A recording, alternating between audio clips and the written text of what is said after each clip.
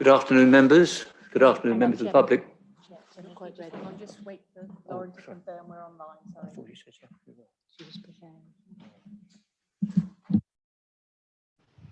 Chair, I can confirm you are live on YouTube. Good afternoon, members. Good afternoon, members of the public that are here. And good afternoon to members who are joining us on Zoom. And welcome to this meeting of the Council. First of all, can we stand, please, for prayers by Canon Mark Diamond. And so let us pray. O God, our Father, at this time of international tension, we continue to pray for the people of Ukraine, that they may be delivered from fear of anxiety, of war, that peace can be achieved. We pray for those who have lost loved ones in this conflict and for refugees fleeing their own homeland. We pray for Her Majesty the Queen, for her continued recovery from COVID, for her government and all serving in the armed forces. We also ask for your blessing on the mayor and councillors and staff and all those present here today of this borough as they meet this afternoon. In these challenging economic times, we also pray for those struggling to make ends meet. May this council continue to provide services to the borough to best effect. We ask you for this prayer. We offer through Jesus Christ, our Lord. Amen. Amen. Thank you.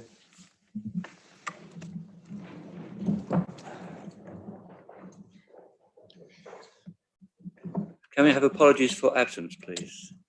Yes, Mr. Mayor, we have apologies from Councillors Kirk, Coons, Moriarty, Bondi, Rives, Howard, Dickinson, Beale and Joyce. Thank you. Now, a third agenda item is minutes. Can we confirm the minutes as correct of the meetings of the 23rd of February and the 23rd of March, please? Yep. So I can sign these as a correct record.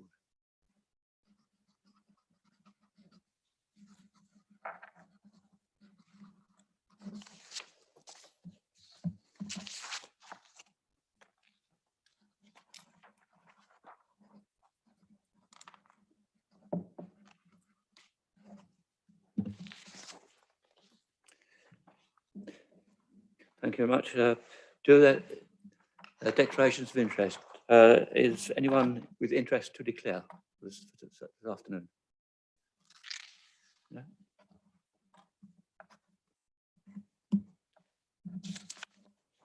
Mayor's communications and announcements. It's been quite a busy period since the meeting on the 23rd of February, and I should go through them. We've had two awards ceremonies. The Mayor's Award for Business and the Local Heroes Awards.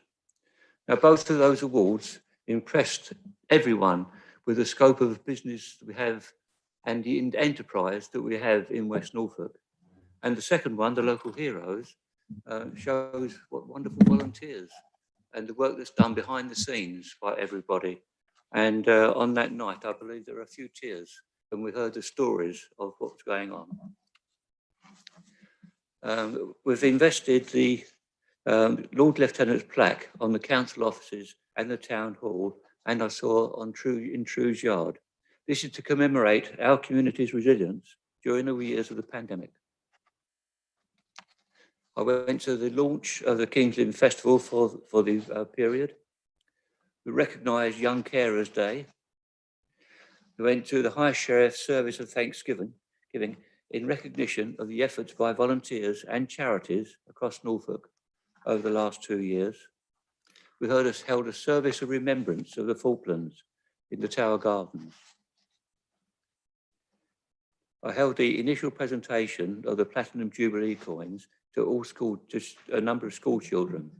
All coins are to be distributed to the schools by the end of the summer term. Local members have been invited to participate in the distribution, and you'll be getting contacts later on. If the Mayor can join you at that time, then I or the next mayor will do so. Now, we held a service yesterday at the cathedral in memory of 97 soldiers, many from the Royal Norfolk Regiment and other units, who were massacred at Le Paradis on the 27th of May whilst defending the Dunkirk evacuation. On Sunday, I and Councillor John Collop will be starting the gear run. So I wish everyone taking part every success. And on the 7th of May, I'm going to be taking part in the park run, and I should be seeking sponsorship on that one. I'm doing it because with COVID, some fundraising events that might well have taken place couldn't. And so this is my last attempt. It's my last Saturday before I depart from this office. So you'll watch this space, shall we say. Thank you very much. Next item is the appointment of the monitoring officer. That's on page 6. Is a recommendation in the report agreed? Thank you very much. Yeah. Councillor Nash. Yeah, Councillor Nash.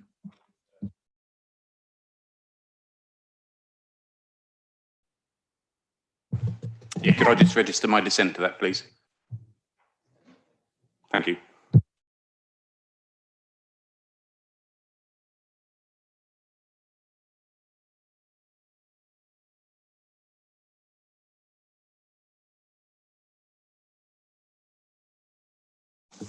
We have no petitions or public questions.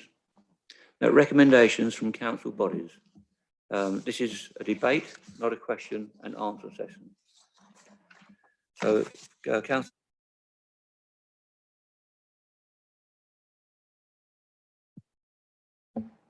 Yes, thank you, Mr. Mayor. I'm aware that these cabinet reports cover a variety of different subjects. Rather than moving them en bloc, I think it's probably better that I try moving them individually, if I may.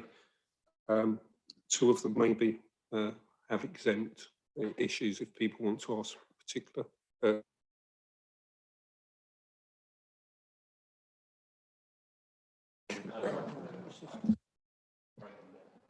Can you hear me now? Sorry, yeah, so I'll deal with them individually if I may. So the first one that I'd like to move is CAB 117, which is a review of Hackney Carriage and private hire licensing procedures and conditions. I do. I'll second that, please, Mr. Mayor. Councillor Middleton, thank you. Right, you've heard the recommendation. Can we have agreement on that one? Yes, okay, thank you very much. Thank you, Mr. Mayor. The next one is CAB 121, which is the legal services review, and this is one of the reports that may need to go into exempt session if particular questions are asked. Do you have any questions to ask on this one, or can we agree the recommendation? I'll second that. Sorry. Okay, so can we agree that recommendation? Thank you very much.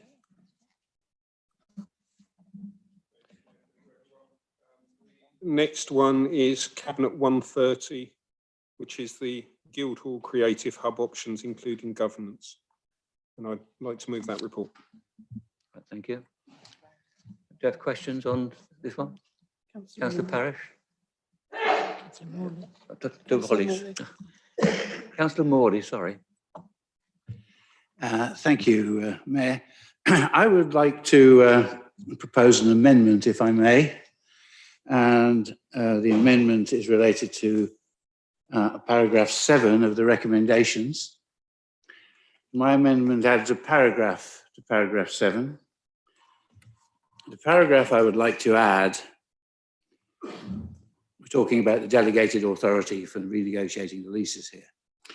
And the paragraph that I would like to add is, this authority is subject to the renegotiated terms being fair and reasonable, having regard to market testing and due diligence, and not automatically extended on existing or lesser terms, period.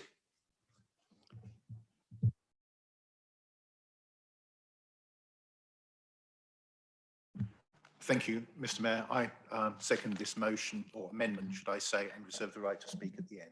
Thank you. Councillor Dark, do you accept that amendment? No, Mr. Mayor, I do not. These recommendations have come up after lengthy debate, including 2 joint panels. There was plenty of opportunity to make amendments, and in fact, some have been included in that process. So to do it at this late stage, I don't think is acceptable and wouldn't add to the paper, so I don't accept. Thank you. Right, so we're going to debate on Councillor Morley's amendment, which is, could you read it again, please, Councillor Morley? Yes, of course. And I confess that I wish I had raised it earlier in the process, but it's a very complicated subject. And one can't look at all aspects as one in one's time at a panel meeting. And having mulled it over, I thought this is my last opportunity to add something which I think adds a fair and reasonable and diligent action to all of the actions that are going on this project. So my amendment is as follows. This authority is subject to the renegotiated terms being fair and reasonable, having regard to market testing and due diligence, and not automatically extended on existing or lesser terms. Period. Thank you. Thank you. Do we have any speakers on this amendment? Councillor Middleton. Thank you very much, Mr. Mayor. I think as the portfolio holder, it's probably right for me to address the council on this amendment. I think it's fair to say, I hear Councillor Morley saying that it was a complex issue, and obviously there was a lot of information to take in. But on the case that this was debated for 3 hours, I believe, on the first occasion, members of that committee, of which Councillor Morley was one of them, suggested that it needed to be, another date was needed to be set in order to give the committee the right amount of time to actually consider the papers that they had presented to them.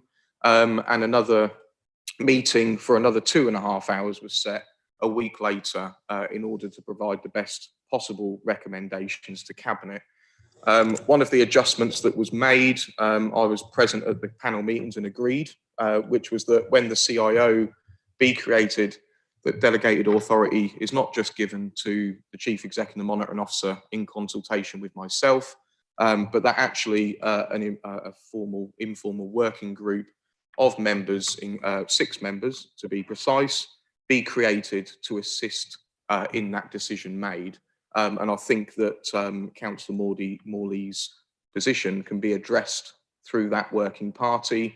And I think that's right that that's in place to ensure that that due diligence is taken forward.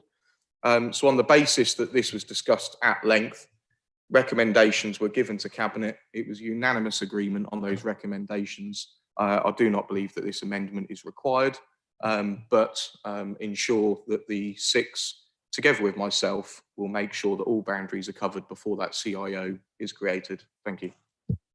Councillor Rust. Yes, I'd like to support Councillor Morley's amendment.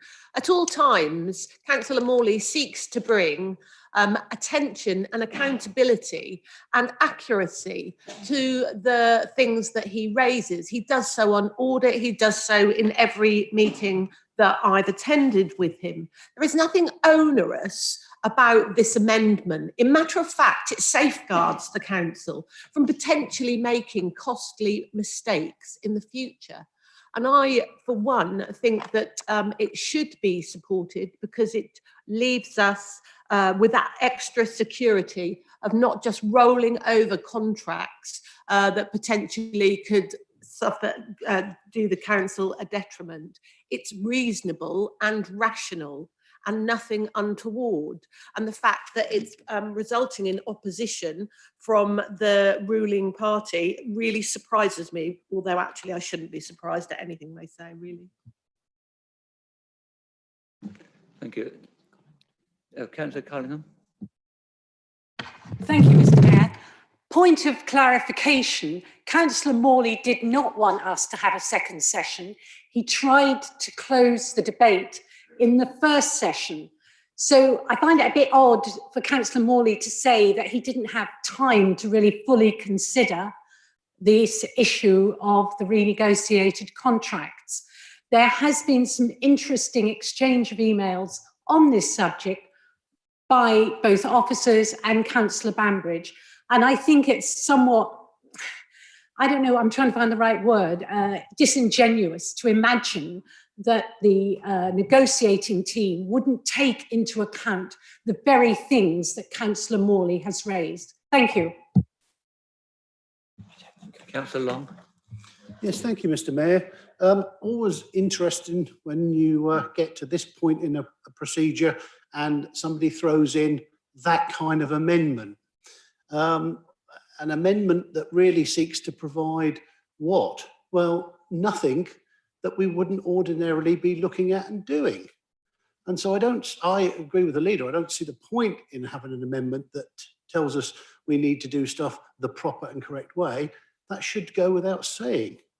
Now, to try and gain some airtime for why we now need to do it, that's exactly the sort of thing that should be beaten out through the scrutiny process. Now, I didn't attend the said scrutiny meeting, but I understand from colleagues that it went on for a very long time and all members present had a chance to have their input and say. And on that basis, I find it difficult that we're now looking to throw in a last minute amendment to achieve something which Councillor Morley is regularly going on about. I mean, he wants to see probity, he wants to see things done properly, but the bottom line is that should go without saying, Mr. Mayor. I've had no further indication. Oh, sorry. Yes. Thank you, sir. I attended both of those meetings. I didn't say anything at the time, but there were questions raised that it was decided would be left until the cross-party working group was selected and was working. We were confused slightly by the fact that the council is underwriting some of the financial part. You're shaking your head, but that's what the word was used, was underwriting. That is why I asked the question, underwriting, that's the word that was used. So, but my thought was, well, this will all get sorted out later on, because I do know what underwriting means. And so I thought, well, we're going to have a cross-party working group and these things will be sorted out as we go on. But it is logical that some of those things that I was thinking, oh, well, this will get sorted out as we go along. It's not illogical that somebody can be thinking about this and thinking, well, hang on about here. You know, is it going to get sorted? Now, I don't know who's going to be one of this group of 6, you know, to do these things. And I don't know when it's going to sit. And I suppose if we knew more about the onward going details of getting this scheme up and running, we would be more satisfied. And while I can understand Councillor Morley's uncertainty, I do think that maybe this is something that will be sorted out in the long run. Thank you. Councillor Nash. Thank you, Mr. Chair. I was always aware that debate was open until the final vote was cast, and the final vote hasn't, of course, been cast yet. Thank you, Mr. Long, Councillor Long, for your interjection. Any doubt on the basis that we assume that things are done properly? I have to say that any doubts in my mind for not supporting Councillor Morley's amendment are now confirmed. I will most definitely be supporting this amendment. Thank you. I have no further indications. So, Councillor de Morley, would you like to, Dwally, please second now? Thank you, Mr. Mayor. I too attended both long, lengthy sessions at the joint panel meeting, and I, along with another councillor, abstained. It was not unanimous, and I abstained because I did not have enough information to cast a vote one way or the other. I have dug deeper, shall we say, since that time, and my concerns have been raised. So if it is, as we have established from Councillor Long, it is nothing out of the ordinary. And as Councillor Rust has said, it's neither onerous and appropriately precautionary, then there is no reason to vote against this amendment. In fact, if you are to vote against this amendment, questions should be raised. Thank you. I have no other indications on this one. So, Councillor Dark, you can, no? Okay. So, should we go to the vote on this one? Yeah, no, we go to the vote, Mr. Mayor. I was going to make a comment, but I won't, because obviously the seconder is the final person to speak, so I do apologise. So, on the amendment, all those in favour of the amendment?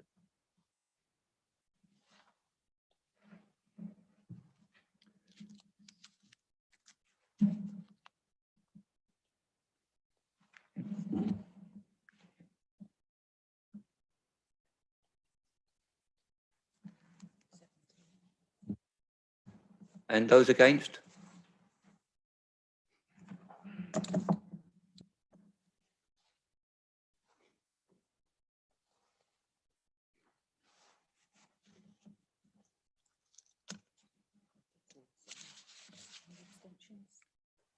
Any abstentions?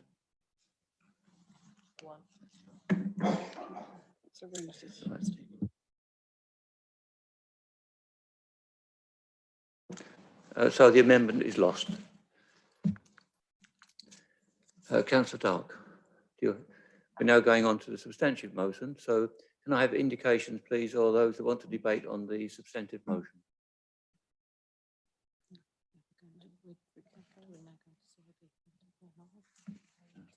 We've got to...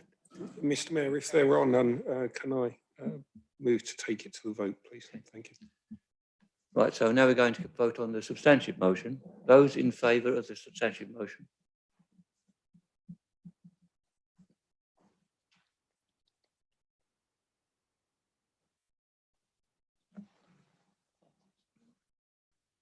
And again? Those against?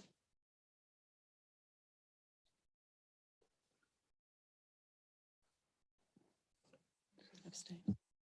Any abstentions?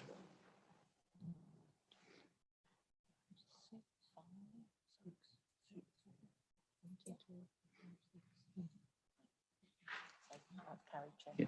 So the motion is carried. Councillor Dark?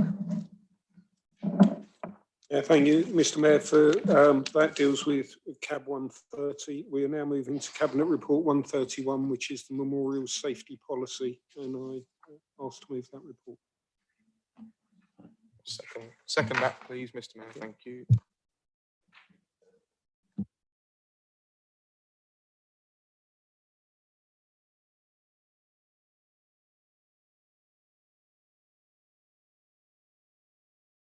Do you agree that we accept the recommendation? Right, thank you very much. Councillor Dark? Thank you, Mr. Mayor. That brings us on to CAB 133, which is resourcing forward planning. And this may be one that, if there are detailed questions, we might need to go into exempt session. Thank you very much. Do you have any indications on CAB 133? Oh, yes. Have a second. Sorry. Second, please, Mr. Mayor. And it's an exempt report if people wish to discuss. Councillor Rust. I'd like to make a point of order about the exclusion of press and public. Because of the timing of this meeting, it means that one of our members will be unable to take part because she has caring responsibilities for her children, and so she'll have to leave the room, and this puts us at a disadvantage and we miss out on potential valuable contribution. So this issue needs to be addressed so that people aren't disadvantaged.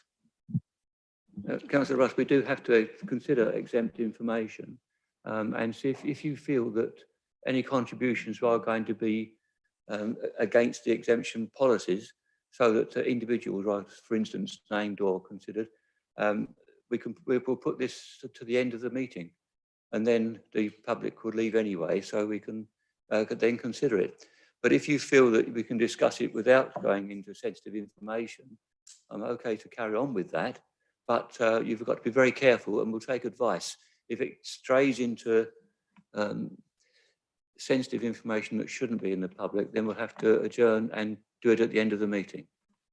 Mr. Mayor, and with the risk of going point of order on point of order, and that takes us into down a rabbit hole. I think the issue is around this. I was raising that it may go into that to be helpful as a memory jogger to councillors on all sides. That it might.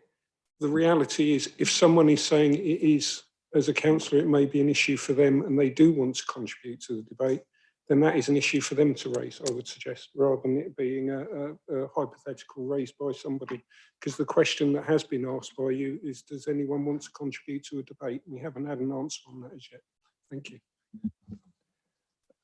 Does anyone consider that they want to contribute to the debate on this one that might be too sensitive to be in the public domain?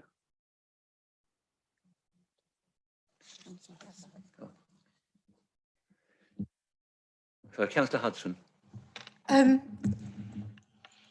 We, as a group in the Labour Party, at our meeting last week, did discuss this this resolution, and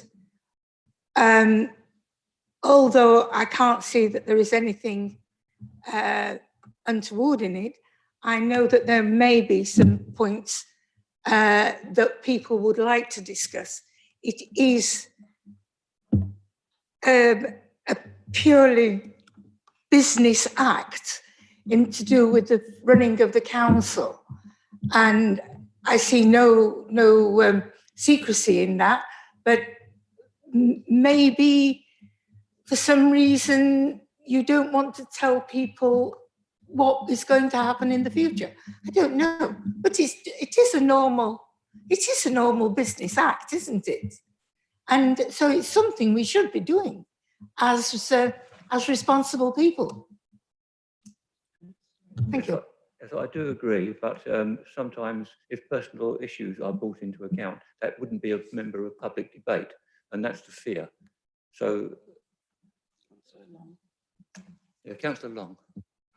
Yeah, I can quite see where Councillor Hudson is coming from. The report itself is about an operational issue of how the council is, run and managed. But it does involve individuals, and that's the important consideration. If we're going to get discussing posts, individuals, and so on, then it would need to be something that we don't talk about in public, no more than if, you work in a job, you wouldn't want everybody talking about your position that you hold in your job, because that, it's not right that other people are party to your own private, circumstances. So that's why the situation is. The general concept of what we're talking about and what the report says, as the leader has already outlined, I think is one that I feel should be supported. But you can support it or vote against it without involving the individuals and the posts and positions that we are discussing. So for that reason, if I guess if folks can keep it to that, we'd be okay to have a discussion. But if you want to start talking about individuals and things, well, obviously you can't. So that would be my advice to everybody. And I quite see where you're coming from. It's quite possible that people would want to talk about the concept of it, but it doesn't have to involve the individuals. Thank you, Mr. Mayor. I hope that helps. Yes, thank you, Councillor Long. On page 12, there's quite a lot of information that I think indicates what's going to be happening. And I would have thought there's enough information in there that might satisfy for this council meeting.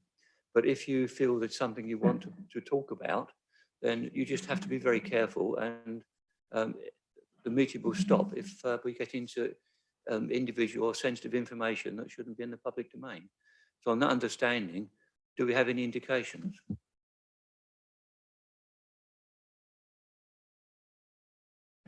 No, I have no indication. So can we, Councillor Duff, do you want to sum up, or do you want to go straight to the vote? No. Thank you, Mr. Mayor. And as you pointed out, if you look at page 12, there are 2 recommendations with the report, which I'd like councillors to note, and I would ask that we go straight to the vote on those two recommendations. Thank you. So we'll go straight to the vote. Those in favour of the recommendation?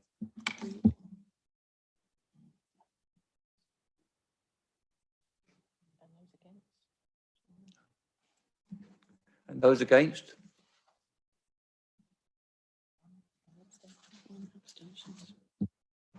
Any abstentions? Yeah, thank you very much. That motion is, the recommendation is carried. Item 10 is notice of motion submitted by Councillor Kemp. And so Councillor Kemp, would you like to introduce your motion? Thank you, Mr. Chairman, Mr. Mayor. This motion is probably one of the most important motions we can ever debate in this chamber, and it's about a show of unity again for our hospital being rebuilt. And this motion is at the request of the management, the hospital management at the QE, and I corresponded with Laura Scaife-Knight this afternoon, who told me that, well, the situation has sadly changed even from when I drafted the motion, because then the number of props holding the roof up had doubled from 213 at the start of November to 470. But today, Laura Scaife-Knight, the Deputy Director, told me that the number of props, steel and wood, holding up the roof of the QE has increased to 1,528. 1,528. And therefore, as councillors, we are all united in asking, in supporting the management through the processes they have to go through, and also requesting that the government listens to King's Lynn. We're a very important borough, very important district here, and our hospital serves 1/3 people across 3 counties, a lot of deprived people, older people, and also holidaymakers that come into the area. And on that basis, we need to affirm our support today for all that the QE is doing, anything we can do to help it, as so many people already been doing, and to say that this hospital must be rebuilt as soon as possible. And I have a second, Mr. Mayor.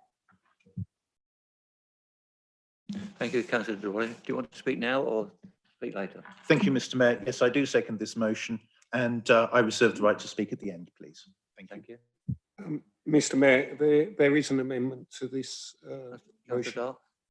If that is okay, and I'd like to debate that for me. Thank you. Yeah, so, and I've already had conversations with Councillor Kemp in relation to the amendment, and without putting words in her mouth, I think Councillor Kemp has graciously agreed to accept that amendment, and I'll read. Would the leader like to read it out? Because I think it'd be really helpful for everybody to hear it read out. Okay, that's fine. So the amendment is this: King's Lynn and West Norfolk Borough Council remains fully committed to supporting the QEH Hospital in its ongoing bid for a modern replacement. This council formally resolves to continue working closely with the hospital's senior leadership team to support and magnify their bid, and strongly urges central government to make a positive announcement refunding a new hospital for King's Lynn and West Norfolk out of the long-running NHS new hospital prioritisation and selection process at the very earliest opportunity. And that would be the amendment. Yes, and I will accept that amendment. Do we have a seconder? And I will second it too. Okay, fine, thank you. So, thank you, Mr. Mayor. And if I may, I'll speak now, okay, because that becomes the substantive amendment, substantive motion. Mr. Mayor, councillors, the QEH Hospital serves a large population and geographical area, even beyond this council's boundary. And bearing in mind we're the 5th largest local authority in England and largest in Norfolk, covering 550 square miles, that is the area it covers. It's an essential major part of the care system in the region. It is well documented that the current hospital is operating well beyond its intended lifespan and its initially intended population base. and as a consequence is failing to support patients and staff adequately in a number of areas, particularly with regard to the highlighted very concerning situation regarding its rack roofing. Despite very welcome remedial and developmental works and major financial investment in recent months, a new modern 21st century hospital capable of facilitating high quality modern care is the only viable solution, what is desperately needed and what all those in West Norfolk wish for and deserve. This isn't an issue councillors are divided upon, and I don't intend to say anything here to politicise this issue or jeopardise that consensus. We unanimously passed a motion in June 2021, proposed by myself and seconded then by Councillor Rust. Thank you for that, Joe, to support the QEH's leadership in their bid for a new hospital. And since then, we've done just that between us. We've held regular coordination meetings with the QEH senior leadership team and other stakeholders, such as our MP James Wild and the County Council's leadership, to ensure a loud, clear, one voice message. We've lobbied the previous Secretary of State for Health upon a visit, written formally to the Secretary of State, initiated a 15,000 plus signature petition of support, and assisted with parliamentary questions and debates. The hospital's leadership has thanked this council in internal briefings and publicly of the unanimous, unambiguous support it is getting from this council. And to my knowledge, our support was referenced by the Secretary of State in his meeting with the region's MPs on this issue, and in the recent formal recorded debate with the Minister instigated by James Wild. But this is just us playing our part in the much wider community effort to get this important matter over the line for us in West Norfolk. And I pay tribute here to all those who have written letters, signed petitions, or peacefully demonstrated to keep this issue in the public eye and momentum going. And I know that hospital are immensely grateful too. Although perhaps it's understandable that the anticipated decision notification at the end of the NHS selection process has been delayed, impacted upon by matters such as other urgent business, current local elections, etc. I feel it's absolutely right now that we publicly recommit this period of time since last June to standing alongside the hospital in their bid, given the time the process has taken to date, and ask central government to give us the outcome of the process as soon as practically possible. I ask that fellow councillors help by doing the same. Thank you. Thank you. Councillor Kemp, you seconded the motion. Did you want to say anything further? Or are you okay with what you've said in the first place? Yes, I would simply like to say that I hope that everybody today is going to support this, and I'm sure we all will, and that the message will go to the government that Kings Lynn needs to be supported, listened to and helped. Thank you. Any indications on this motion? Councillor Rust. Thank you. Last week, the local campaign group went down to Parliament again to lobby our MP over this really important issue. And it's really disappointing that while Councillor Dark says he doesn't want to politicise this, it's quite evident that this is a political decision, because if it were not, then it wouldn't have been delayed because of PERDA. What's worse is that despite the fact we've now got over 1,500 props, the actual decision is going to be delayed further, as was announced in the HSJ last week. So when this process initially started, we should have heard whether we were on the shortlist in autumn last year. Then it was delayed to January this year. Then it was delayed and been pushed back and been pushed back. All the time, the situation is worsening for both the staff and the patients at the hospital. So it is a political decision, but it is one that we can all be unified over and put our weight behind it. It's vitally important that we are seen to be doing this. And the MP commented last week when we were talking to him that the more press releases we generate on this matter, the more Sajid Javid can't ignore it. So it's absolutely right that Councillor Kemp has brought this motion and graciously accepted another amendment to it. And I can't think for one moment that anybody would vote against this. Thank you. Councillor Squire. Thank you. I find this quite frightening. It would be churlish to vote against this motion, but I do wonder what effect it's likely to have. If we had a motion nearly a year ago, we've got one now. Will we have another one next year when they delay again? If we put decisions about hospital roofs over with elections, put them over that, Yeah, would we all be willing to sit here if there were props holding the roof up over our heads? I don't think we would. It's a seriously important issue, and it frightens me that our government take this so lightly and ignore it and delay it and delay it and delay it. So that hospital would have fallen down if it wasn't for those props. That is disgraceful that our government keep putting this back, and we need to be sending letters in extremely strong terms that this is not acceptable. I have no further indications. Councillor Dart, do you want to sum up?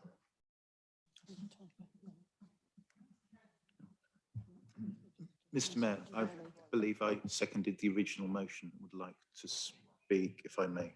Councillor De Bolle. Thank you, Mr. Mayor. It is important that this isn't political. We do need to have a unified and strong voice.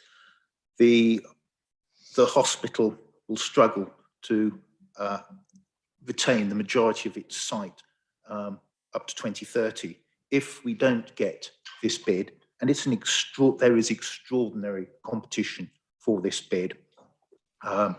Then I cannot see how we, as an area, can get the money to rebuild the hospital before 2030, which means that the functioning of the hospital will not be there. We will not have a hospital beyond 2030 if we do not get this bid, as far as I can see. That is why it is so important for us to renew our pledge and our commitment. In fact, the Secretary of State recognised the importance of the strength of the community response and welcomed it. I would like to add that there are a disproportionate number of older people living here. In West Norfolk, it is 26.4, according to Insight, of West Norfolk's residents who are 65 or over. The national figure is 18.5%. This region also contains a significant number of areas of high multiple deprivation. If we lose the main functioning of this hospital, our nearest equivalent hospitals are Norwich, Cambridge, or Peterborough, that require long journeys on inadequate and dangerous roads, the A47, the A10, and the A17 respectively. So I urge every member of this council, with every ounce of their being, to support this motion and to see how we as a community can continue to support this, because we need the hospital, and there are 8 new hospitals and 120 NHS trusts applying for these few spaces. We have to do everything we can. Thank you, Mr. Mayor. Councillor Andy Tyler. Thank you, Mr. Mayor. It's been, I obviously absolutely agree with the comments that have been made. In my experience, with issues like this, of this importance, the only way forward is to keep pressing, keep the publicity going, etc., as has already been said. I'm glad that it's been acknowledged that those people that are able to have done so much work and enthusiastic work to get the message across in all the various ways. And as I've said, in my experience, when these matters get to government level, there are often it's often delay because of all sorts of reasons. But we have to think of our own people, our own residents and so on. So I thank all those that have been so proactive and have been able to be proactive in getting things done, and would, as I'm sure we all do, urge for those with the power to again continue to make all possible urgent messages to government. Yeah, Thank you, Mr. Mayor. No further indications. So, No, Councillor no. Dark, would you like to sum up? Yeah, thank you, Mr. Mayor. I will sum up, and this isn't flippant because it's such an important issue, but I think it's genuine that I should say this. Those maths questions or exam questions that we used to have at school, this is answer E, all of the above. I agree with everything that everyone has said in the chamber today. It is important that we keep the pressure up. It is important that we keep on showing our support of this because this is a whole community issue. Just wanted to add a couple of things which I think weren't mentioned in the debate, but I think it's important to say. This bid is led by the senior leadership team at the hospital, and I think they have done a wonderful job in pushing it from there, writing it from there, and moving it forwards from the presentations they've given to us. So I'd like to, say that we are supporting it. We are trying to magnify it. The community are trying to help, but they're doing a good job from within to push their case. So thank them for that. And also the other thing is sometimes when we look at the challenges about infrastructure, we overemphasize things that are potentially wrong with something. And I don't mean that the building is wrong. What I mean is we also need to pay tribute to the wonderful work that the staff, the volunteers and the contractors do at that hospital on a daily basis for West Norfolk. And there is a danger that we detract from that when we talk around the building. So let's put this in, if we can, or I can say that actually we know the work they're doing. They're not being supported by the infrastructure. We need to get that changed, but the staff up there have got, I believe, our thanks for what they do on a daily basis. But that's it. Apart from that, I'd ask that people support the motion. Thank you, Mr. Mayor. Thank you. Can we have all those in favour of the motion?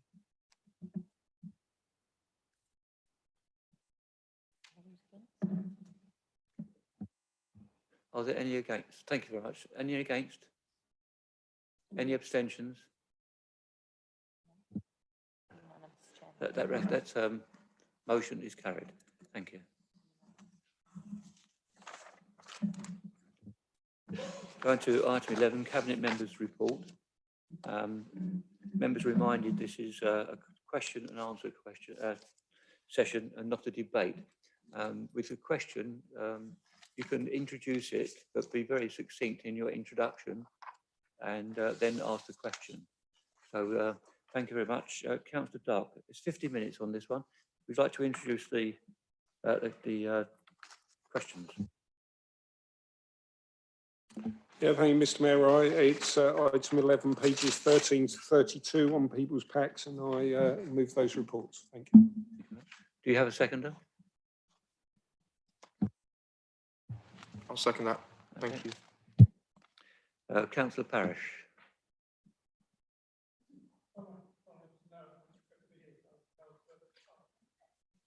Microphone. Well, in that case, do you want to go on to leave it? Okay. Microphone, please.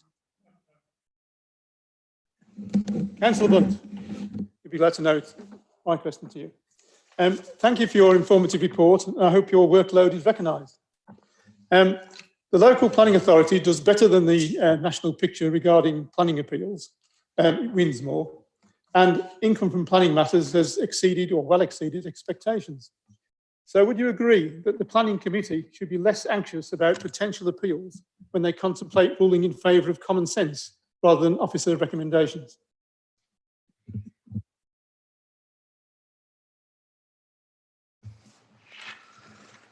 Thank you, Councillor Parish. It's a bit of a loaded question, isn't it, really?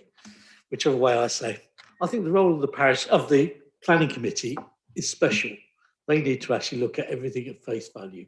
And regardless of whether it's an officer's recommendation or it's at the end of the day, it's a decision based on the debate and the facts going around at that time. I agree. Our level of performance is excellent as regards doing what we need to achieve, but we still need to keep that level of professionalism up, and especially the planning committee. I think it's very important. They have time to have debate. They actually have time to review the decisions. And actually, I think if anybody wants to, as you know, although I don't normally sit on the planning committee, I always attend the planning committee because it's very important that we understand the concerns of everybody And there's a good opportunity to make those concerns with an open debate as we have at the planning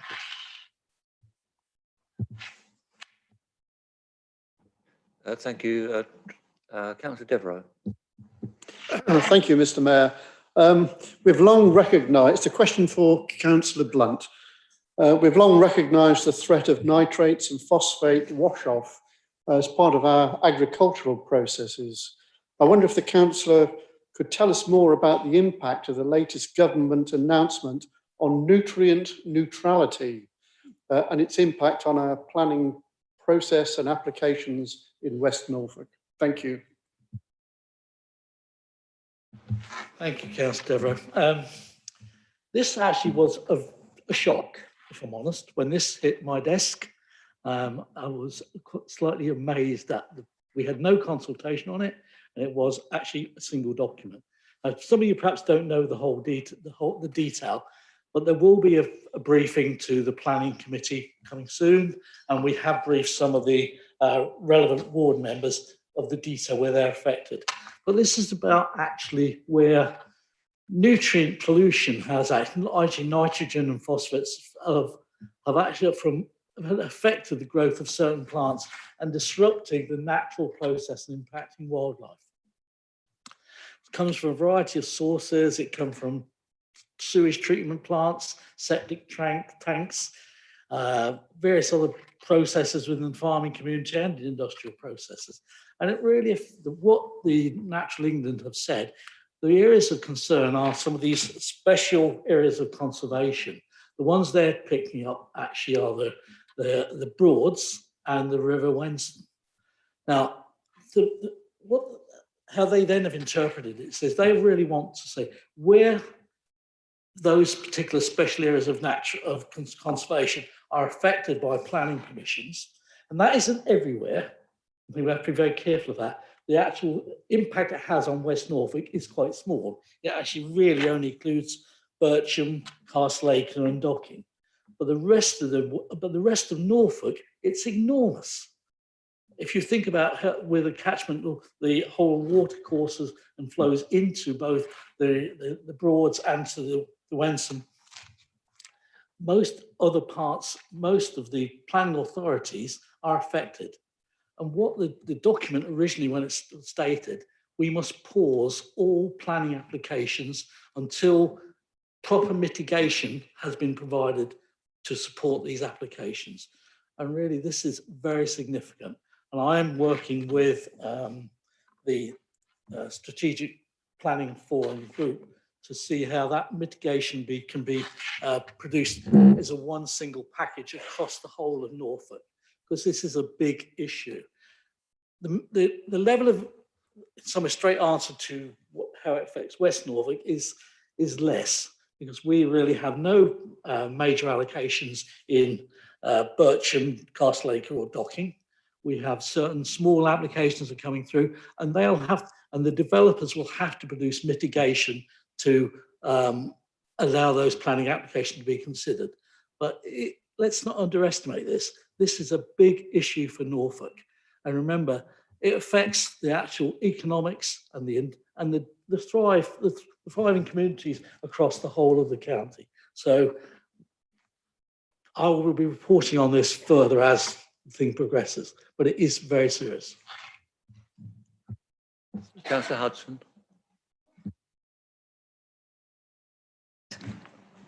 Sorry, Councillor Blunt, this is another one for you. I attended the R&D committee last week, and there was a presentation there by a person on the cycle paths, etc., around the town. It was obvious to me that this person didn't cycle round the town and had little knowledge of the number of people who actually do cycle round the town. And it brought back to me the fact that Adrian Gom did present something when he was talking about the town planning proposals. That will be a couple of years ago now, but I remember. I think that the the proposal that he brought forward was not at all good. And I think that we should, if I could ask you and the council to look at what work he's done, and I feel that this needs more discussion with the people of King's Lynn, the people that actually cycle, for us to get a better plan than has been proposed. Thank you. I'll just correct you for a start. It's Alan gone, right? Alan, right. He is no longer with us. He's retired. And we actually gives me an opportunity to actually announce we do have a new Alan gone in the form of Clear May. It's very different, but I'm sure you'll be all meeting her at some point. I'm going to hand over this because Sam is actually on that group that's been doing this work. So do you want to mention this? Thank you, Christine. I actually sit on the Active Clean Connectivity Board, which is looking at the cycle routes, paths around King's Lynn. We have actually walked the whole of the cycle routes and looked at the new potential paths for cycling and active travel. At the moment, there is no set route on what the cycle paths are going to be. This is going to come before a huge consultation programme, so people will be able to have their say. There will be some consultation on this for members of the public, for cycling groups, for people who just cycle into work. So there will be a consultation on this. So then that's when you can have your say on whether you think the cycle paths are good, bad, what we need. So there will be opportunities for you to have your say then. Councillor Rust. Thank you. Question for Councillor Middleton. We had a really interesting and informative session at the College of West Anglia and the new School of Nursing last week. It was evident that this long-awaited project has the potential to be a huge success, and they explained to us the different varieties of inquiries and interests they had had already. So what steps are being taken as part of the Levelling Up agenda to secure further funding to help them expand sooner rather than later? Thanks very much, Councillor Russ. Yeah, it's very good, isn't it? I'm glad everyone who had the chance to go, I hope everyone saw what we did when we went, and unfortunately I couldn't attend. I was collecting some Easter eggs as part of the Ukrainian appeal that morning. Obviously, they've just got the first stage over the line. They have said that the way in which they've built that building is so that they can attach another level on the top, which I think, you know, we'd have to commend them for, because I think that was the right thing to do. And like you say, they're already coming forward with, you know, the sheer amount of number of people which who want to apply, I think is fantastic, because it's all around, you know, retaining within our own area. There hasn't been a formal approach in terms of looking at the levelling up. But we also do have the shares prosperity around the corner as well. And it, you know, we are working with Dave Promfit at the hospital, that if there is an opportunity there to expand that facility quickly and reasonably, then obviously we can look at putting that in place. Obviously, the first phase is something that was in the planning for an awful long time. I'm glad that we managed to get, obviously, that accelerated funding as part of the town deal board to crack on and get that done. The Levelling Up Fund, the deadline for that is coming up quite imminently. And I think that obviously we need to build a plan first with the college and the hospital together, which that work is already in progress and is being thought about from those parties. And obviously we'll get on board as a council if and when we can. So I think it's a great facility. And something that can definitely accommodate some sort of expansion in the future. Councillor Morley. Yes. The point of the point of order is that it says that there should be, the question should be the largest opposition group, the smallest, followed by a non-aligned member. I don't think you've asked a non-aligned member yet. Councillor Ross is a non-aligned member. I've got it. Oh, she's in the independent group. Ah. Oh, okay, well, sorry, it's our mistake. Sorry about that. I'm in a non-aligned. I mean, I'm a non-aligned member. I think they're just two of us. Now we'll go to Councillor Kemp then. Thank you. My question is to Councillor Blunt, and I completely agree with him that the role of the planning committee is special. But my question is, what is about grain dryers? They're ever so noisy and dusty. And how is it that an application for a grain dryer that was accepted very recently by the Borough of Planning, and it didn't come to the planning committee? And the application wasn't really very open and transparent, was it? Because the application didn't say it was for a grain dryer. It said it was for a grain store, a machine store. And Clinchwater and Station Road are up in arms about this. And what's he going to do about it? I'm not going to do anything about it at this present minute, but what I will do, if you let me have the details, I'll investigate it because I don't know anything about it. And that's the first thing I've heard about. Really Individual welcome applications. Councillor Blunt's input to this. Thank you. Right, Councillor Morley. Thank you, Mayor. Please bear with my scene setting. This is for Councillor Middleton. Councillor, you must be aware, and all can see the detail on our website, that for advice to this council about Hunstanton, there has been, or is, amongst others, a South End Seafront Master Plan from Professor Hemingway, a Coastal Management Plan, Car Park Mitigation Plan, the town's own Neighbourhood Plan,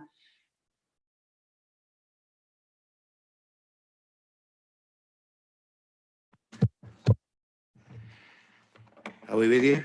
And an overarching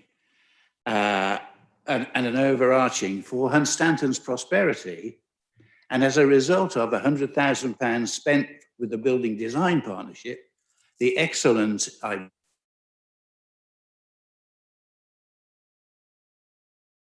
Change microphones, Councillor Morley.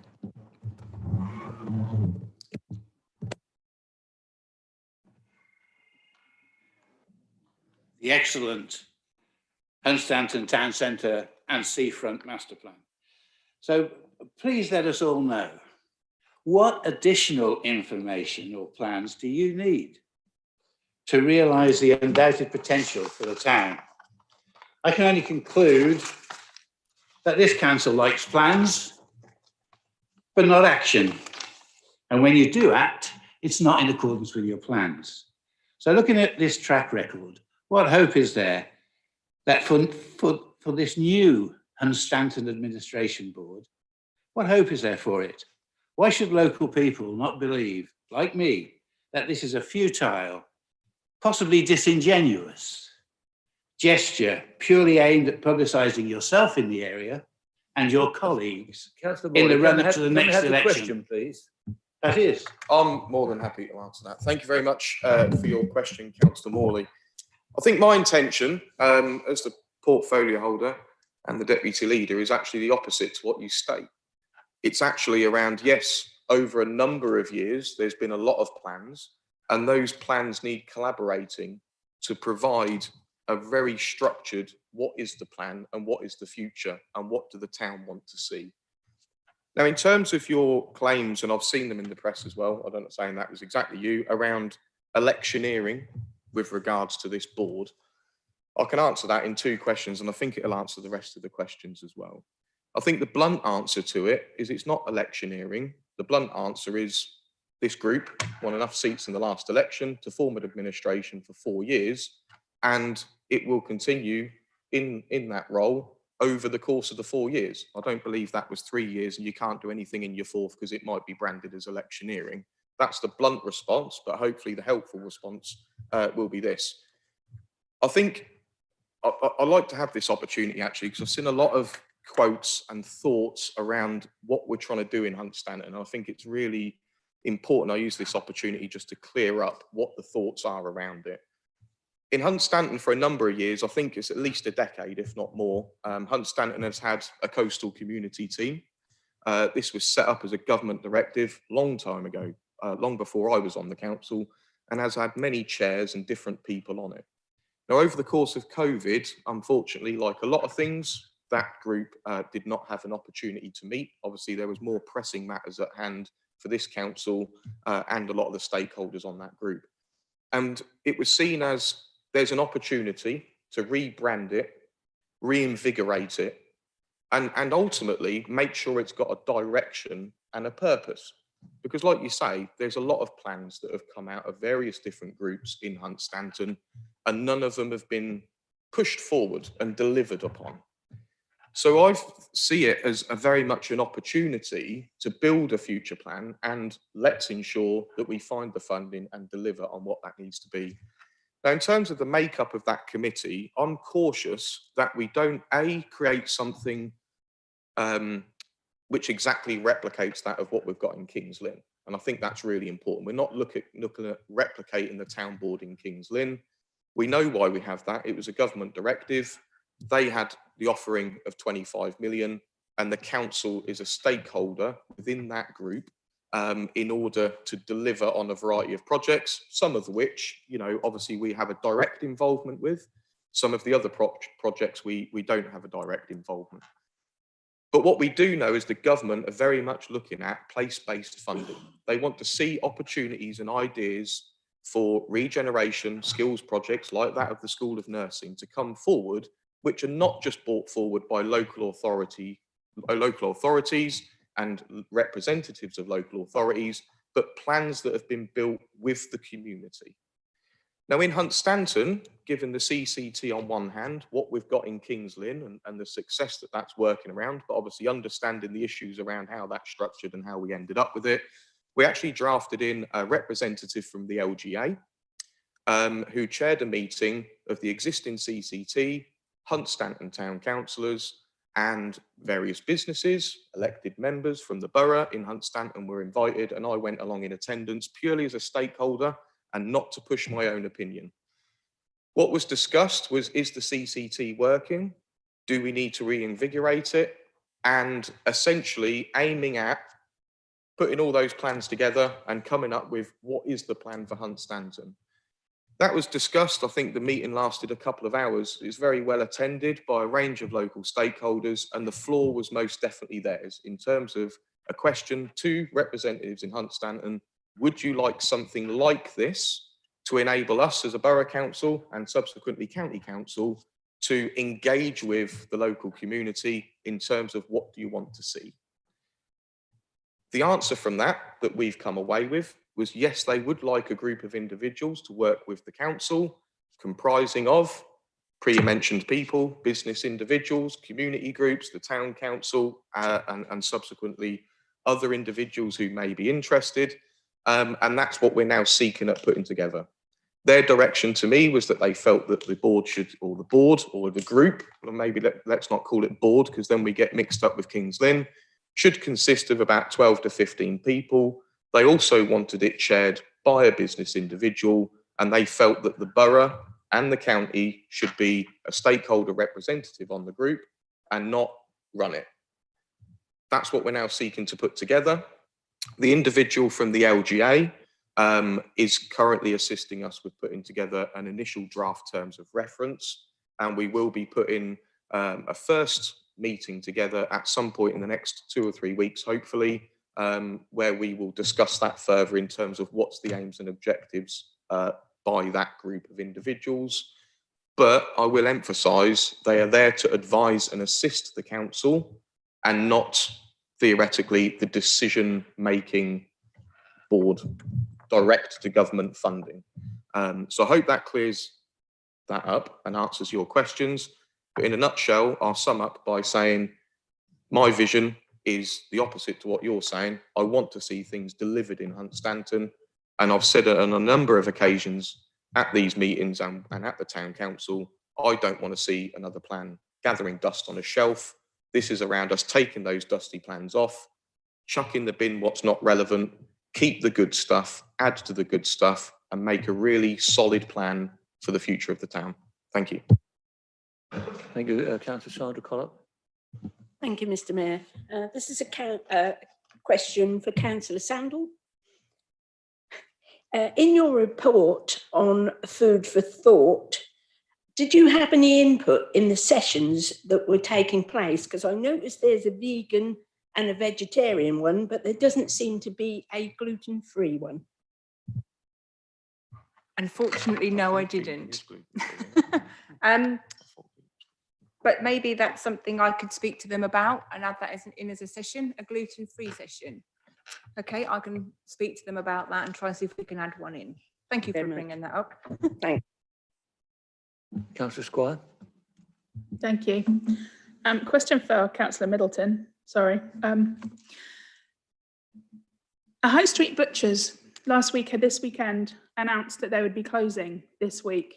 The reasons they cite are lack of support from the council, increased parking charges, lack of footfall in the town centre, growth of out-of-town shopping that attracts cheaper rents and rates.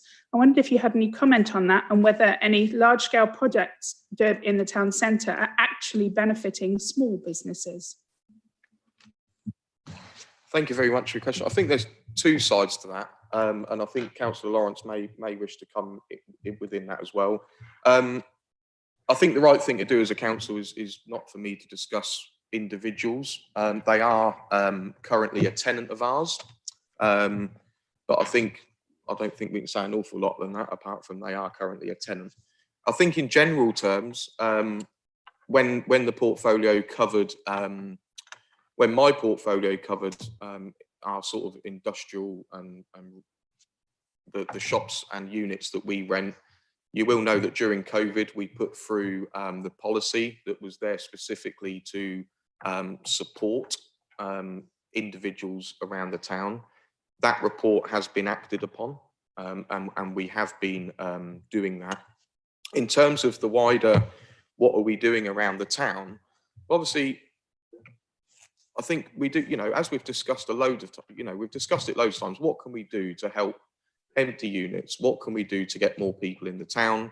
Obviously, we've got a lot of plans coming forward for that. A lot of the town's fund is around doing just that and increasing footfall in the town. In terms of individual rent and rates, as has previously been stated, we own 8 shops in the middle of town. We don't set the rental amounts. Rates are set centrally by government, although we do have small rate relief. We do have hardship relief, which everybody, if they are in that situation, are more than welcome to come forward and apply for that. And then we work closely with our partners who do have control in the town. So for instance, we may have seen the Business Investment District opened up their pop-up shop, which I think has been really well attended, and will give an opportunity for smaller businesses across the area to test their products and their services on the high street, and in the hope that some of those may wish in the future, at least, to take the plunge and maybe take on their own unit. So we are doing what we can. We're trying to think all the time around different uses for high street buildings. I think we all recognise the situation that Kings Lynn is in, which is no different to every other retail area in the country. Times are very difficult. We need to ensure that we continue to reinvigorate our town centre, to look at different uses for it. And in terms of my role and the council's role, we'll continue to do that as and where we can. I don't know if Councillor Lawrence wants to add anything with regards to your question. Thank you. If I may, Mr. Mayor. As for my portfolio, all our industrial tenants, we talk to them as much as we can. We try and work with our tenants. If there's any issues with rents or anything, we try and work with them, put plans together. Yes, we are landlords, but we don't want to see people in trouble, so we do our very best. COVID has been very, very difficult for everybody, as we know, and there has been rate relief grants and starter things from the government for which a lot of these businesses have taken advantage of. And we are there for our tenants. We always have been, and we will work as hard as we can with them. We can't do impossibilities, but to be fair, we haven't been asked to do impossibilities. Other things you have to consider from day to day, and it's happening in households as well as in business. The inputs are going up, and they're going up rapidly. And when you have electric bills per month, which have tripled and some, this is happening to everybody, and it's out of our control. There's nothing we can do to help this. I wish we could. If I had a magic wand, I would have waved it a week ago, I can assure you. But obviously, the inputs are going up and everything else. And I'm not going to comment on this particular business because it wouldn't be fair or appropriate, but I can assure you we are there for our tenants, and there are several phone calls a week, and we will do as much as we can to keep as many going for as long as we possibly can. Thank you, Mr. Mayor. We have nothing from the non-aligned, so. Oh, Councillor Kemp, sorry. Well, I was going to ask a question of Paul Coons for the environment, but it actually touches on the housing portfolio. So I'm going to ask Councillor Lawrence, and it's about how we could actually help our tenants. In fact, all the population of West Norfolk in this cost of living crisis. And it came out of a request I had following the motion about producing energy. And it's about solar panels. Now, there have been government schemes, but the point is this: they've been sort of a bit distant, and it's been difficult getting the suppliers to come and do the work, and people have got to spend thousands of pounds. So what I would propose is that the borough looks at a scheme for putting solar panels on people's roofs and owning them, retaining the ownership. So when the energy reaches a level so that people can have affordable energy, the excess energy would then go back to the grid, and it would become the borough, it would be credited to the borough council to pay back the capital cost of the panel. And I think we really need to look at this, because going forward, we've got to find a scheme where we can help people with energy, because people can't afford it. They're not going to be able to afford their bills. They're not going to be able to afford food.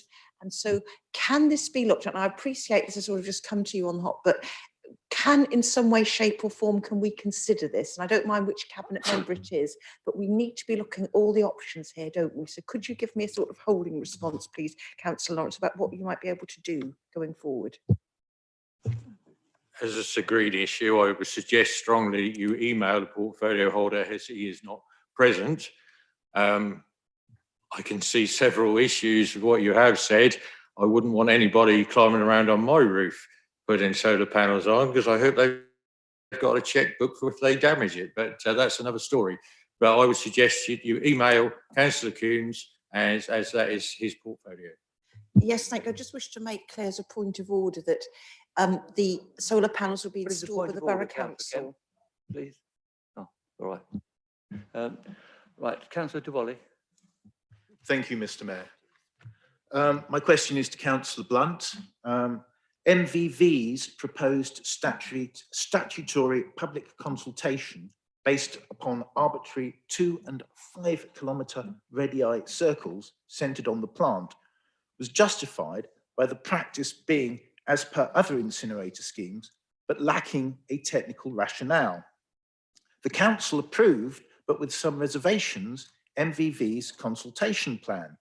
The 5 kilometre distance does not take into account the effect of the prevailing southwesterly winds, which will drive the incinerator exhaust plume directly across West Norfolk. The plume will start to hit the ground at the Norfolk border. In view of this, and the likelihood that this will be confirmed in the overdue planning submission to the Planning Inspectorate, will this council reconsider its position and formally report to PINS that the public consultation was inadequate? Furthermore, will this council write to West Norfolk's parish councils, informing them of the situation and inviting their response? Thank you. Thank you, Councillor Wally. Excuse me. The situation here is that we agreed the actual technical review of the consultation, and that was done by the Planning Committee. Excuse me. Where we're at now, we're waiting for the actual detailed consultation document from the MVV that will then be again reviewed by the Planning Committee. At this point, the point we're at the moment is that we should get 2 weeks' notice of when they intend to make that application to the planning inspector. In the meantime, the planning officers are actually looking at it, taking note of what should be in that document, but we haven't seen it yet, so it's difficult for us to prejudge. But what I have asked the the planning officers to do is twofold. One is to start to prepare the review so that we actually have the information available to us. As part of that, it may be that we need to do a email to all parish council clerks, especially the ones that are within this catchment area that's affected. So we're not going to send it all over the whole borough. I think we should focus it on the areas that are affected. And several of them are actually in my own ward, so don't worry, I'm on the case. And the other part of that, remember that this is going to be a planning application that will come in, that will go to the planning committee. The consultation phase is another planning part of the planning process. So it will go through a formal consultation, and all parishes will be made aware that this application is in, and we will recommend that they respond. Now, we're going to be on a very tight timetable for this because of the way these things are. So in the meantime, I'm actually going to make sure that parishes are aware of this process and they get their act together in preparing a response. And the response we want is have they been consulted? Have they had enough information to make a valued decision? Because we're not talking about the planning application itself, we're talking about the consultation process. So let's be very clear about that, because the planning application is still a long way off. So this next phase is to actually, is the consultation correct? If it is, the planning inspector will then let it go to the next phase. So, but our process in this is we must ensure that we get all the information correct from the parishes. So I think we all have some degree of obligation here. I know as a ward member or as a parish councillor, I should be advising the parishes that are in my patch. And if I'm not sure who actually is totally affected within this group, but just listen to what I'm saying. If you think you are, bring it up at your parish council meetings. And in fact, also, the other part of this, it will go to planning committee. So there will be a debate on the consultation process and if we think it was adequate or not. So it's not a decision by the borough or the officers, it will be a decision by the planning committee. Thank you. Councillor Wilkinson. Thank you, Mr. Mayor. I'm not sure actually if it's Councillor Sandor or Councillor Lawrence. I've sent an email previously and I just wondered if there was any update on the either Cargom or Matthew Society property, if it's empty or if it's still being used, what has actually happened to it? Thank you. Thank you, Councillor Wilkinson. You did send that to me and I did forward it on, but I've had no response from anybody. So I will chase that up for you and try and hopefully get you an answer. But you did send that to me and I will chase it up for you. Thank you very much. Councillor Knockholt. Thank you, Mr. Mayor. My question is to Councillor Brian Long. We received many positive remarks posted on social media and letters in the page in the local social media and the local media about our parks and gardens throughout the borough. During the late winter and spring, the primulas have looked very colourful. We have some very dedicated staff in our open space department. Are the summer bedding plants being grown in an environmentally friendly peat-free compost at the nursery? Yes, thank you, Mr. Mayor. Thank you, Councillor Knockholt, for your question. The short answer is yes, they are, and it's most important that we utilise peat-free composts within our growing, but it's also important that we keep the quality of the output of flowers that are grown to keep us with a good show that people can really appreciate. And I know that they do have a real positive impact on lifting people's moods, etc. When they're in the various different parks and locations. That said, it's not just about chasing in bloom awards, and we've always been very successful at doing that, and it's important that we continue, because not just because of the fact that it makes the place look nice, but also the community spirit that it delivers from the input from volunteers that take part and add to that process. But it's also important, as possibly been noted within my report, that we do our bit to keep the borough clean and tidy, because flowers, etc., are all fine and dandy, but not if there's sort of litter strewn about, or all under the bushes. When you look close, you find waste that's been discarded. And I know yourself, Mr. Mayor, and I even had a litter picker and stick in one hand and a stick to support me in the other hand. We went and done some litter picking, and actually it was quite surprising how some of that waste gets under the bushes, into the plants and so on. And whilst we can concentrate the efforts with our dedicated staff, I think it's upon everybody to do their bit and to keep West Norfolk clean. Thank you. Councillor Morley. Hello. Good.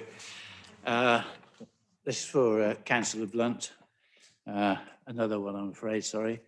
But let's talking about things getting done in Hunstanton. It appears that the new bus station project has gone terribly awry. One would have thought that the fire safety design would have been a mandatory item to have signed off before the casework started. The Council's review of the Corporate Risk Register in November 21 stated that as part of risk mitigation, a due diligence checklist and an enhanced government framework would be developed for all major projects, not just those on the members' major projects board. These enhancements, obviously from the Hunstanton experience, are sorely needed. Do you have any progress to report on the progress of this checklist and enhanced governance framework? And if you do, can you arrange for all members to see how they're being applied in a project risk register? Thank you. I wish you'd give me a bit of notice for this question, if I was honest. Can I just pick up the Heacham bus station issue, really, for start? Not Heacham, not the Hunstanton bus station issue. Right. The issue there was, in some ways, when the original plan went out to consultation to all the relevant parties, we had some serious issues relating to, really because of all the issues relating to fire risk, etc., in multi-storey buildings, that we couldn't really get a sign-off from anybody in the relevant services to give us approval to take that forward. And that was a real serious issue, delayed everything. As a consequence to that, we had huge delays in the costings, etc. And we really missed an opportunity.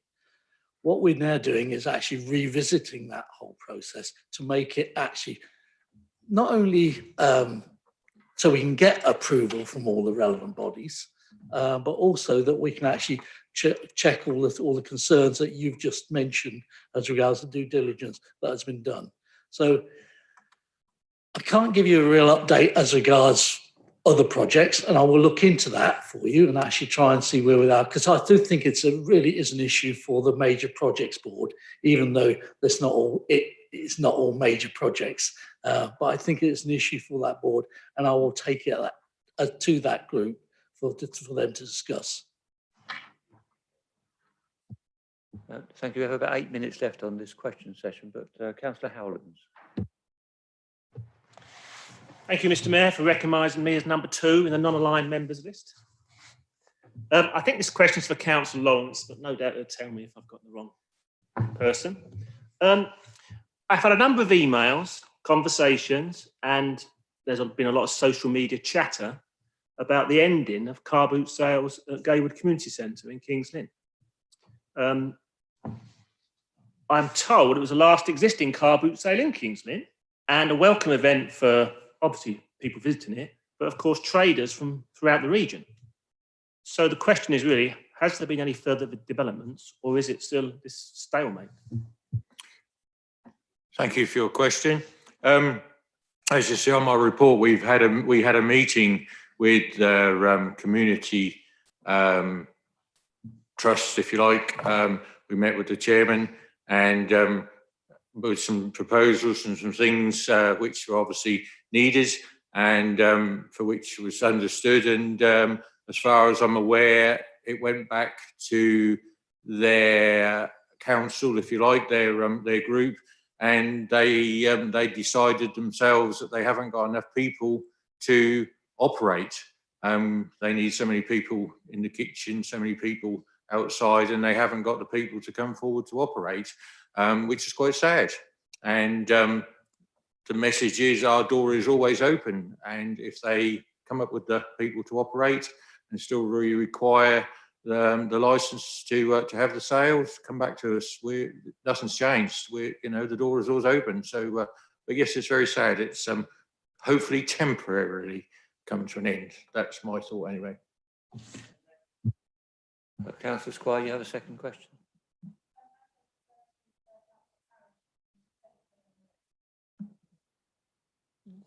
Councillor Parish has had one question. Thank you. It's Councillor Blunt.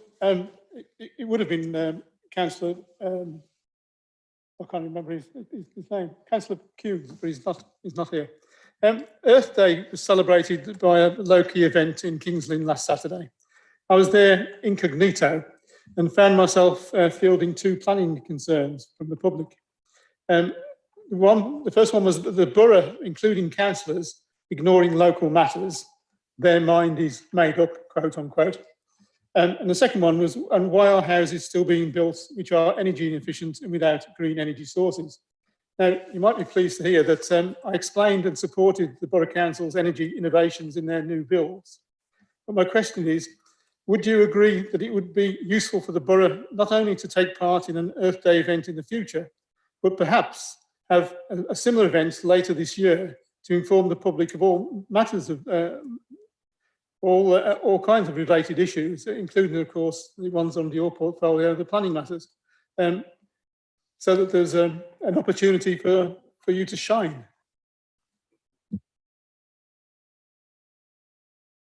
I welcome the opportunity to shine in your eyes, Terry. Yes, I agree. Actually, I do agree with that. I think it's right. I think it's very important. As you know, though, the Parkway work we've done with £1.7 million has gone on environmental issues to make those properties much more green and perhaps the most environmentally built business buildings in West Norfolk. Most of the problems we've got, as you all know, is the fact these applications that are now being built out, well, they were perhaps approved 2 or 3 years ago, and you can't do retrospective sort of amendments to a planning application, even though you'd like to. So we have to live with the application as was granted. But I think we are encouraging everybody, and you know the new local plan has lots of regulations in there that hope that will actually support these green initiatives. And also I think the fact that we as a borough are actually now very much supporting those green initiatives, even though it is costing us money. And one of the things we're having to look at very carefully is therefore the viability of some of the projects that we do. And maybe that we have to consider them just slightly differently. But yes, I would welcome to be involved in something of that nature. Yeah, read my script. Councillor Middleton, is there a question of information or? I was just going to, a bit of information, I think in addition to Councillor Blunt, as Paul Coombs isn't here, in the next session, I think if you point some of that to the leader, I think you can elaborate a bit more on the event side of things that you question. So, Councillor Rust. Thank you. Question to Councillor Sandal. When the grass areas were removed at Linsport, the term like for like was used as a requirement for replacing land lost when removing recreation areas. The land in question is not like for like. It's a poor quality, having been an old tip site, and is unsafe for children to play on, as well as being planted with trees. A grant was obtained for the tree planting. Can this land be used in mitigation, as it's already been used in mitigation, for the Lynn Sport Plan in general, and then again for Green Park Avenue? So to try and use it in mitigation for the loss of the 3G pitches is having 3 bites at the cherry, and the local community obviously are suffering as a result. Is it appropriate? Can you email me that question, please? Because there's quite a lot of You detail have 2 there. and I'm minutes not for the sure answer, if it's Councillor Sandal. all mine. Pardon? Oh, sorry. Can you email me the question? Because I'm not sure if it's all mine, because some of it under the tree planting scheme might be Councillor Coons. So if you could send me the question, and I will do my bit, and then I can give it on to Councillor Coons. Well, Councillor Sky, I've got room for one quick question and one quick answer. Thank you. Question for Councillor Sandal again, sorry. Has the council considered that the participation in the sports survey, which was recently found to be very poor, could be because people who previously contacted the council regarding the 3G pitch proposed for Linsport or Parkway, who feel they've been ignored, overlooked and dismissed, so residents don't feel there's any point in taking part in a survey? At the time of writing this report, the response from the sports facility questionnaire was very poor. The Lynn News reported this, and over that weekend, the survey went a bit wild. We've had quite a lot of people come forward and comment on this. I think we had over 90 Easter weekend, so I haven't got an update. So with it going in the paper, going in here, more people have come forward and have filled in the survey. Thank you very much. Now we go 15 minutes questions to the leader. So it should be strict on timing. So Councillor Parish, we have an indication for you. Did you want to ask questions to the leader? I ought to, haven't I? It was indicated just that there may be an answer that the leader can give to the question I just asked of Councillor Blunt. Yes, so whatever that question was, could you answer that?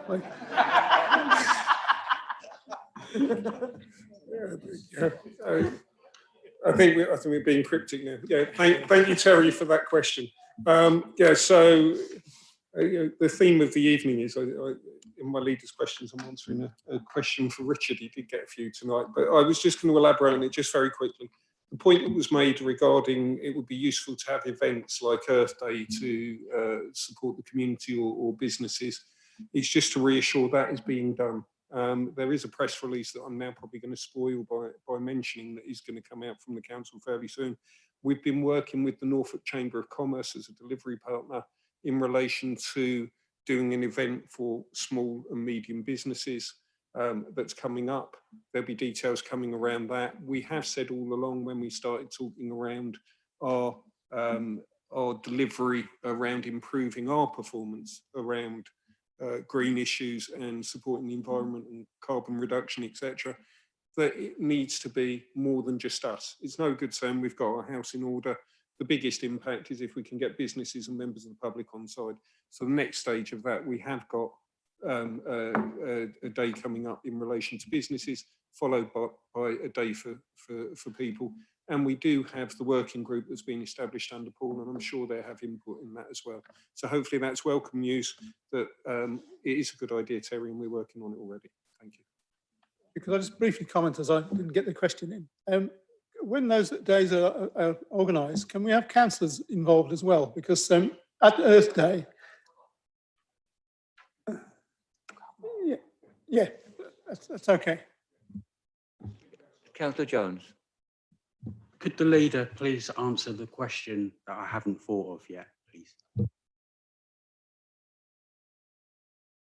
Perhaps. That's a free hit. Councillor Cross.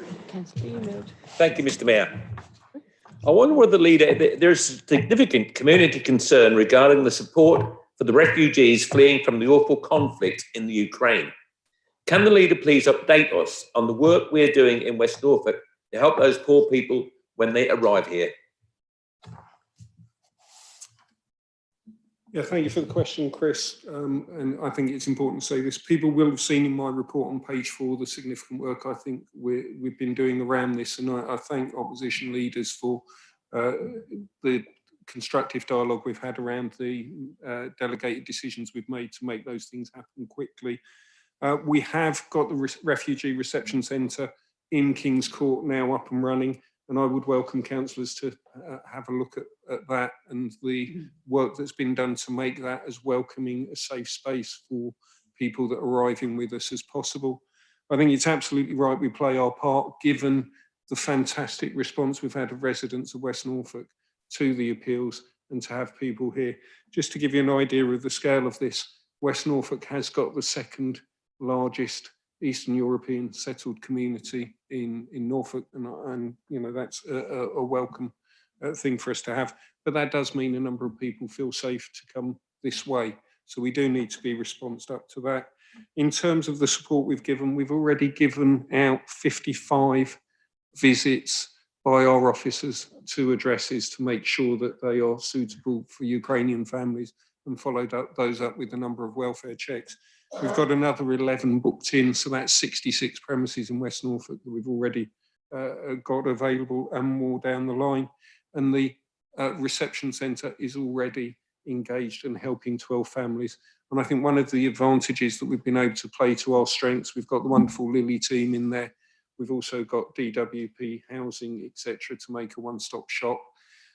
We've funded 2 charities, the Hanseatic Union and Access, that are experienced with dealing with migrant families. They are in there with interpreters to help out as well.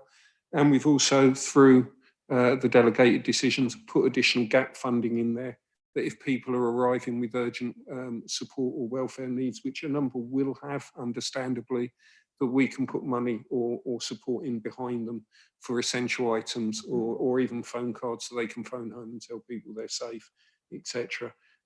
before, if you like, universal credit or any other systems cutting in place, just because we need to cover that gap. So in terms of where we are, I think we've done awfully well. I think officers need to be commended. I had a very heartening report from the Hanseatic Union of how they're seeing it and what is being fed back into them. And they've actually got Ukrainian volunteers that are now actually saying they're going to help in the centre as well. So I think it really is positive. I'll circulate that to people. But it's not good enough, and we're going to keep on doing more as the demand increases, because I think that's absolutely right in the circumstances. But thank you for the question. Councillor Kemp. Yes, my question to the leader, well, I've got 2 things I'm going to say, so I'm still going to say 2 things. The stakeholders for the QE have received information this afternoon that the CQC has formally lifted the QE from special measures. It had to confirm this, and this is being done. So this is tremendously good news, and really reaffirms the motion that we've had supporting the QE. But my question is, it's about dentistry. We mustn't forget that in West Norfolk, we still have a huge issue with NHS dentistry. And the National Audit Office said in 2018, we were the worst place for access to NHS dentistry. Now there's 2 new NHS contracts starting in West Norfolk this July in King's Lynn. However, this isn't really likely to be enough, bearing in mind we've already lost my dentistry. Yes, certainly, Mr. Mayor. So my question to the leader is this: will he set up a working group with members to put extra support and campaigning into trying to assess and get the right requisite level of NHS dentistry into West Norfolk as soon as possible? Apologies, Mr. Mayor, for being so long-winded.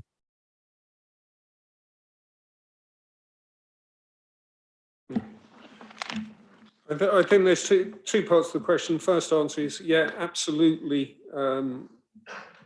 delighted that the CQC have understood and valued the significant improvements that have been made at the QEH and the staff and the work of their staff. So that's brilliant news. In terms of dentistry, we obviously at county have the Health and Scrutiny Committee, or involvement in that with county councillors, and that is a role for that to be the delivery vehicle and the voice around dentistry. But we would certainly add to that and add our voice to it, because I'm aware that a number of our local residents in our villages are concerned regarding the lack of that. But again, we need to focus on our effort of what we do deliver on and what we support as a stakeholder. And I think the key bit around this is we will support that, but we will not be the people that are actually having working groups or committees when it's not within our gift to drive it. That's the key point. Thank you. I have no further indications. Oh, Councillor Cullingham. Thank you, Mr. Mayor. Question for the leader. Last November, this administration introduced a councillor community grant scheme to support grassroots good causes right across West Norfolk. The first scheme closed on 31 March. Can the leader give us his views on the success of this programme? Thank you. Thank you, Judy. Yes, there is a report going into CPP around this, and like with any new scheme that you start from scratch, there will be input, and I'm sure there will be improvements. But in terms of where we were and what we tried to set out last November, we were trying to support the grassroots schemes and initiatives in our communities right across the 550 square miles of West Norfolk. And the best way to do that was through the local councillors that are representatives of those wards. I'm pleased to report that 84 varied local causes right across West Norfolk have benefited from that scheme, and that between us, £40,103. I'm not sure what the £3 was for, but we're being that precise, has actually gone out to support those schemes across the borough, which to an extent addresses the concerns, or sometimes that thing you hear of we never see what the council is doing for us. Where we are with it now is that was only November, so that was £40,000 spent in 5 months. We have already approved in the budget for this financial year the £55,000, so that scheme can continue. Already we are having bids in for that, and it's right that we look to continue that going, and hopefully other councillors will be engaged with the process through CPP, so we can make that scheme even better going forward. But as a first flush at this, I'm very pleased that we were able to start doing what we intended to do by that scheme. Thank you. I have no further indications. So can I say that's the end of leader question time? Thank you very much. Thank you. Now we go on to item 12, members' question time. Any questions of the chairman of panels, please?